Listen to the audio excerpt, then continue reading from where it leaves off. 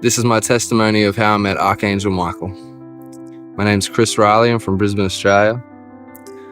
3 years ago, just after my 25th birthday, I was in a really bad way.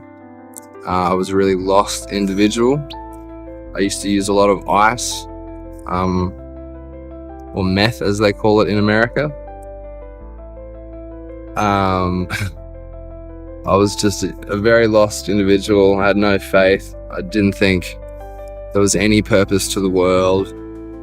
I was very angry, vengeful, just very, very lost. I really didn't enjoy my birthdays because they were just a reminder of how it was just another year of the same old thing.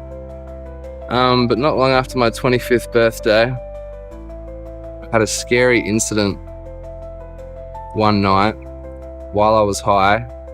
I'd probably been high for like 2 or 3 days at that time, smoking ice through a pipe. I had a scary experience that I won't go into too much detail about, but it scared me enough to convince me, I thought I was going to die. Some people call it an NDE, near-death experience. Nothing that bad physically happened, but in my mind, I was convinced I was going to die. And I had a mental breakdown because of that. Luckily, I had very loving family and supportive people around me that helped me through. And when I had that mental breakdown and that scary incident, that was all in one night. And on that particular night, my brother's girlfriend prayed a prayer to Archangel Michael for me. I didn't know about this as I was trying to get to sleep that night, but I was in such a state. Falling asleep was really difficult. Somehow I managed to fall asleep, and I woke up the next day,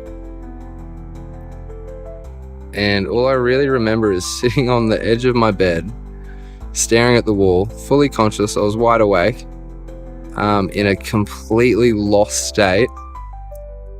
I couldn't even attach to the person I was before, but I'd felt like I'd just completely lost everything, and I was just nothing, and I didn't have a personality, and I couldn't really think, and it was just really, traumatic. And I was in this lost state, just sitting there staring at the wall in my bedroom, completely by myself. And as I sat there staring at the wall, I felt a hand touch my shoulder. The first feeling I had was immediate fear, because I knew there was nobody in my bedroom, and a definite hand had just touched my left shoulder. So I went into an instant state of panic and shock. I then heard a voice say, "Lay, child, everything's okay. You've got nothing to worry about. I'm here to help you." The first thing I thought then was, well, you're hearing voices. You're definitely going to the mental institution now. And then again, I heard the voice, "Lay, child, everything's okay. You've got nothing to worry about. I'm here to help you."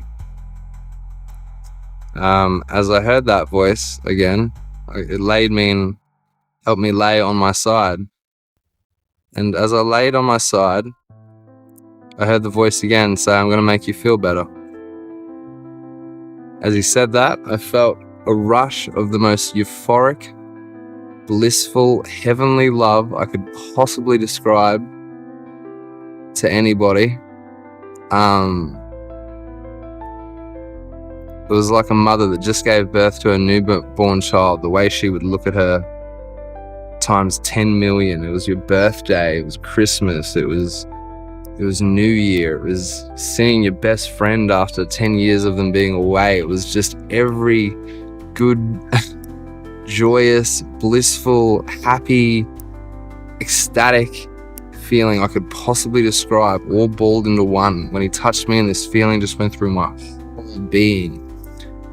And I was vibrating at just the highest level of love I could possibly imagine. And I felt like I was home. and I'd felt like that's where I came from, and that I'd forgotten about it. I'd forgotten what it felt like, and oh my God, it felt amazing. I've done drugs before in the past, and nothing compares. I understand now why they call it the most high. It was amazing.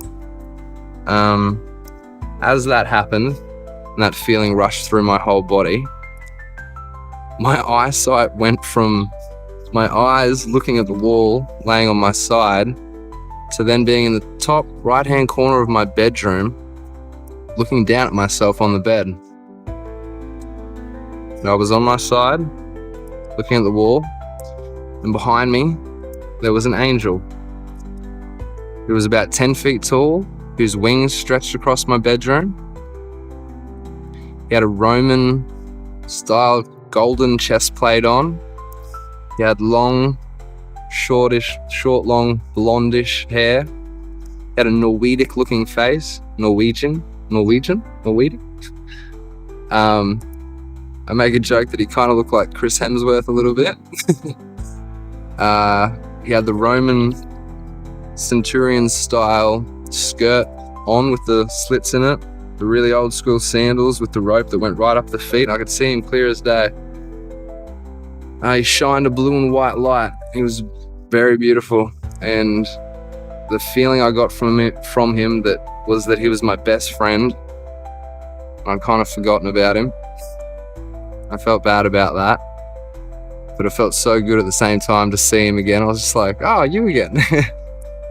And yeah, I could see him there clear as day. And then he went on to tell me and show me a few things. He told me that I was very lost, that I had nothing to worry about, and that everything was okay, and that he was always watching me from the day I was born to the day I'll die. He will always be watching me. But I have nothing to worry about. He showed me segments of my life where things went wrong. He took me back to when I was in primary school as a young kid.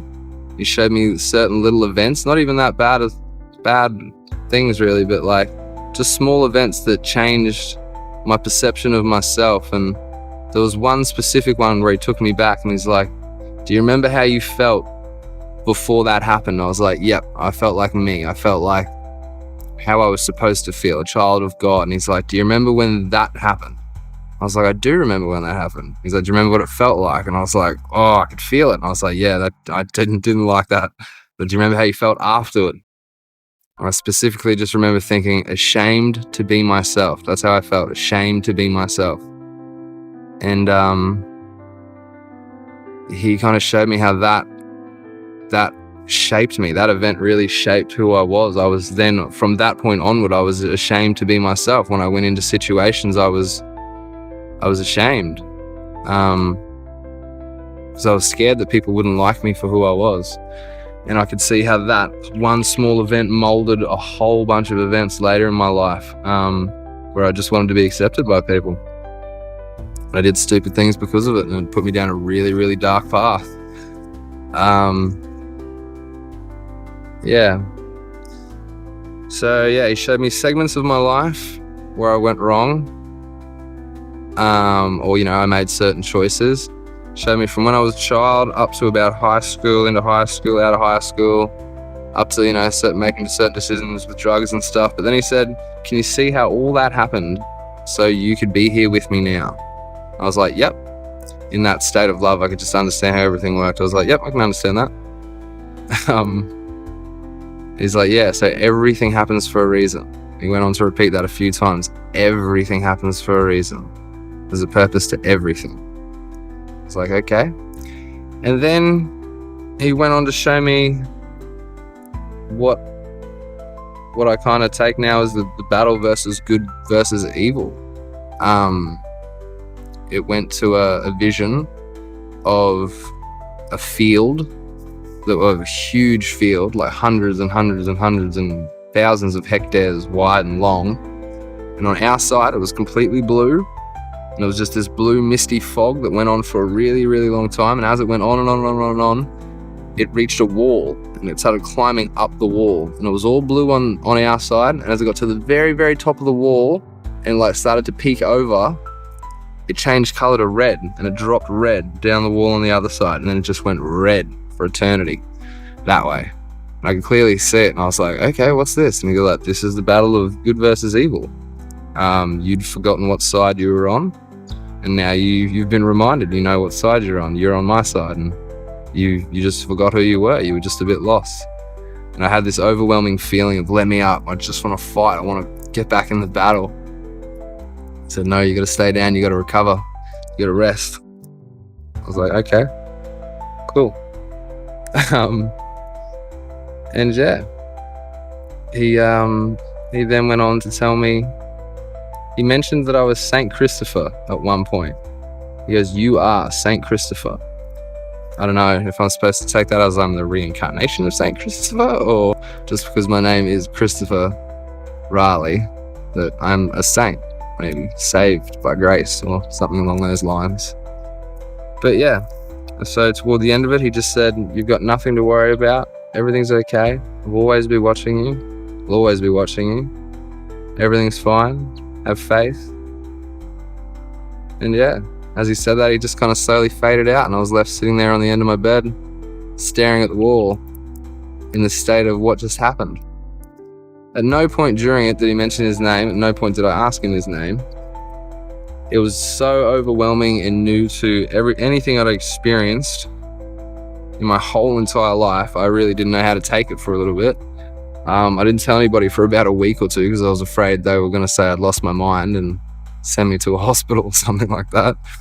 So the first person I told was my older brother. And I went up and I was like, I got something to tell you. I had this experience. I told him everything, and he just kind of looked at me and he's like, wow.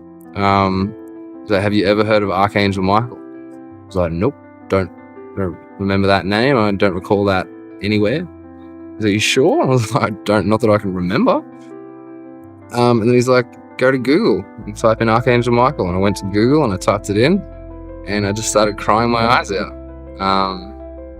The description of how he looked, the description of him saving people and whatnot. And yeah, I just cried my eyes out in like joy and happiness, I guess. And